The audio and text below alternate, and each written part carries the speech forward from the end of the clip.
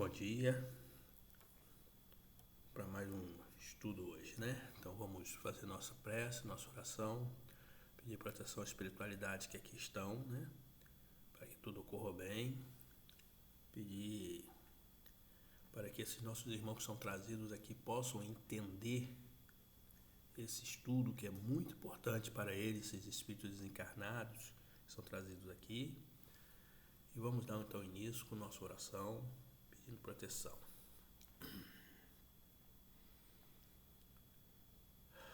Amado Mestre Jesus, bom Espírito presente aqui, estamos aqui, Senhor, mais uma vez para estudar, para aprender, para nos ajudar e também ajudar esses irmãos desencarnados.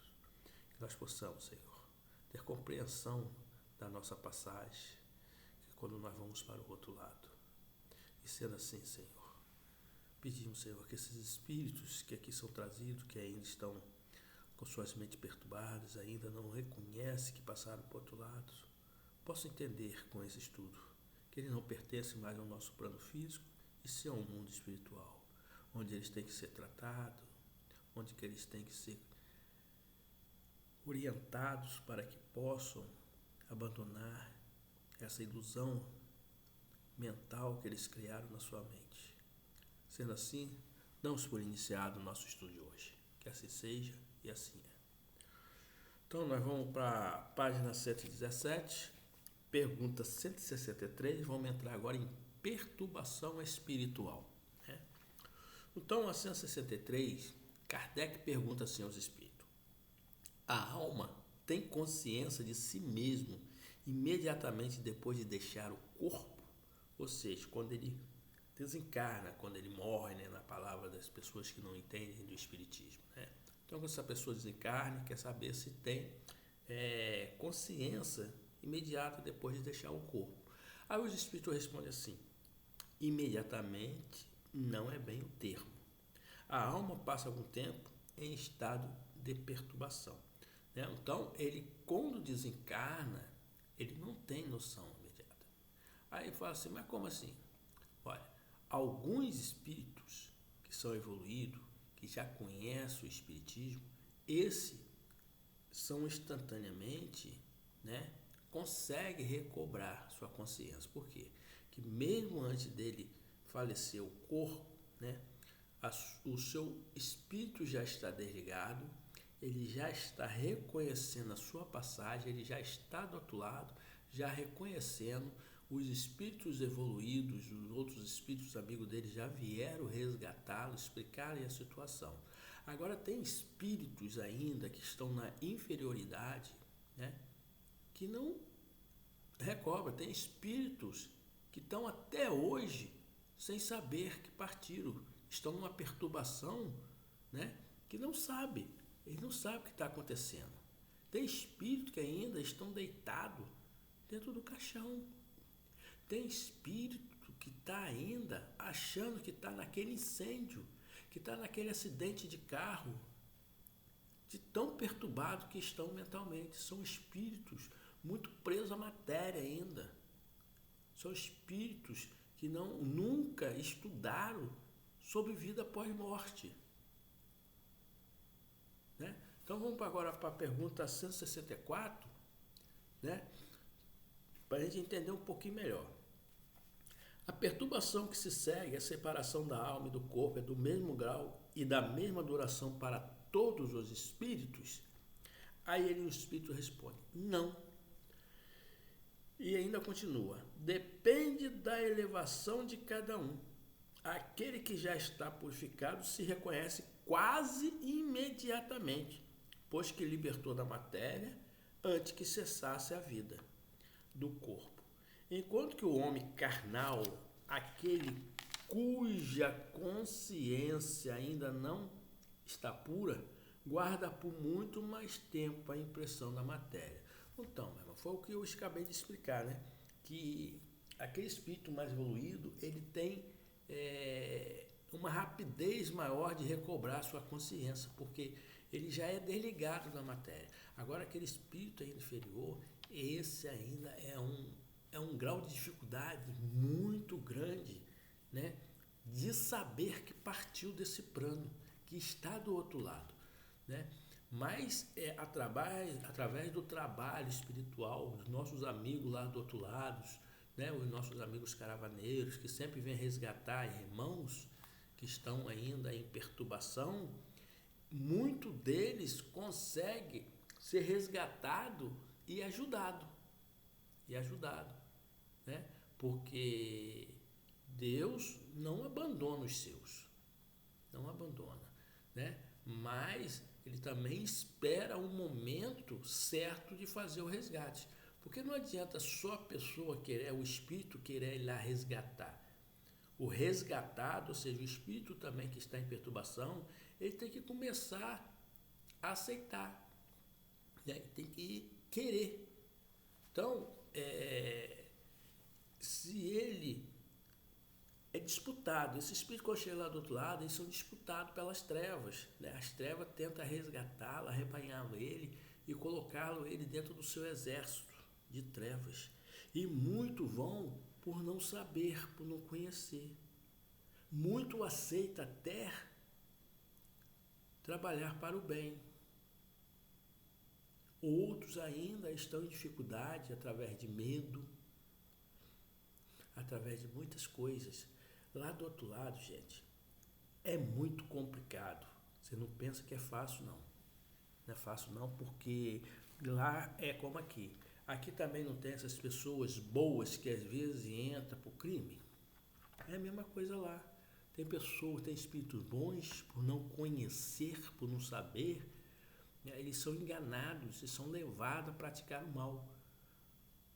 Porque eles lá alegam que quando se pratica o mal, se faz alguma coisa ruim, quando nós aqui caímos lá deles e cometemos coisas arbitrárias, nós fornecemos a eles ectoplasma. E esse ectoplasma alimenta a treva. Por isso que nós não podemos ter raiva, ódio, inveja, egoísmo, né? Nós temos que tentar melhorar o máximo possível. Aí na 165, ele pergunta assim: o conhecimento do espiritismo exerce alguma influência sobre a duração mais ou menos longa da perturbação? Aí ele responde: influência muito grande. Por isso que o espírito já antecipadamente compreendia sua situação. Mas a prática do bem e a consciência pura são que maior influência exerce. Ou seja, o conhecimento do espiritismo ajuda muito, tem muita influência, né? Mas a prática do bem também é. Ou seja, se você pratica o bem naturalmente, você é uma pessoa boa, caridosa e não tem conhecimento espírita, você vai ser melhor recebido lá do outro lado e você vai ter melhor liberdade para logo você descobrir que você está do outro lado, né? Agora, temos pessoas que estudam espiritismo, praticam o espiritismo, que vão lá para o outro lado e ainda estão em dificuldade. Ainda estão em dificuldade. E esses espíritos são os mais perigosos, assim, perigosos que eu falo é assim, eles são os mais dificultosos, porque eles acham, por eles estarem já no conhecimento do espiritismo, eles vão ter algum privilégio. Ou seja, quando partir lá para o outro lado, não, eu trabalhei na doutrina, você logo, não, tem espíritas que estão no umbral, sofrendo pela sua arrogância, pelo seu comportamento, porque não é só entender, compreender e estudar, você tem que praticar, mas praticar de coração. Porque o que a gente vê muito aí dentro de grupos espíritas são pessoas que vão para grupos espíritas trabalhar, né? Ajudar, mas ajudar pensando nele, não pensando no próximo. Porque é pensando no próximo que você se liberta, é se doando ao próximo. Tem pessoas que vão para ali, ajuda com nojo. A verdade é essa. Tem pessoas que vão ali, ajuda para se salvar, né? Ou seja, ele quer a salvação dele. Ele não se preocupa com o próximo, não. Não se preocupa, não. às vezes é ignorante com aquela assistida, né? Então, meus irmãos, é uma coisa que a gente raciocinar e começar a pensar. Não existe caridade sem fraternidade. Você sabe o que é fraternidade, irmão? Caridade é quando você doa, é que você acha que o outro é menor. Fraternidade é quando você doa e você quer resgatar aquela alma, você quer ajudar aquela alma, você quer ensiná-lo, você quer fazer que ele tenha as mesmas coisas espirituais que você tem, que você tem o mesmo conhecimento, ok? E ainda ele continua assim, é um texto longo, nós vamos ler, depois explicar, ok? Por ocasião da morte, tudo a princípio é confuso. De algum tempo precisa a alma para entrar no conhecimento de si mesma. Ela se acha como que aturdida no estado de uma pessoa que despertou de profundo sono e procura orientar-se sobre a sua situação. A lucidez das ideias e a memória do passado lhe volta à medida que se apaga a influência da matéria, que ela acaba de abandonar, e à medida que se dissipa a espera da névoa que lhe obscurece o pensamento. Isso aqui se dá, meu irmão, essa névoa, esse pensamento, essas coisas que ele passa à frente, a gente chama de tela mental. Toda vez que o espírito se desencarna e passa para o outro lado, é passado toda a sua vida aqui na Terra. O que você fez certo, o que você fez errado, o que você conseguiu evoluir, né? O que você veio aqui propor para vencer e não conseguiu. Mas isso não é como acusação, não. Isso aí é como se fosse uma prova e dizer, ó, você acertou aqui, aqui você errou, aqui você foi mais ou menos, é meio acerto, aqui você errou, para você ter uma média e para a próxima volta você tentar vencer esses que você não conseguiu. Olha como é que Deus é tão bondoso, né?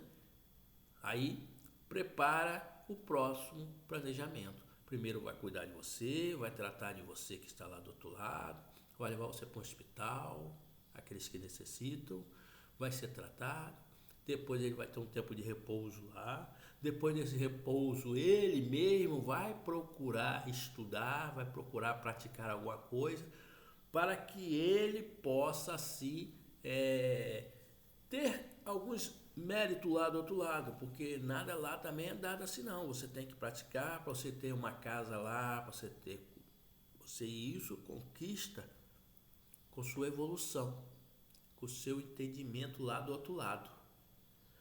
Aí continua assim, muito variável é o tempo que dura a perturbação que se segue à morte. Pode ser de algumas horas, como também de muitos meses e até de muitos anos. Aquele que desde quando ainda vivia na terra se identificaram com o estado futuro que os aguardava. São os que menos longos ela, é porque esses compreendem imediatamente a posição que se encontra. Então, gente, as pessoas podem durar horas, minutos, horas, semanas, meses, anos, décadas, centenas, milhares de anos. Depende da sua evolução, o que você quer para você.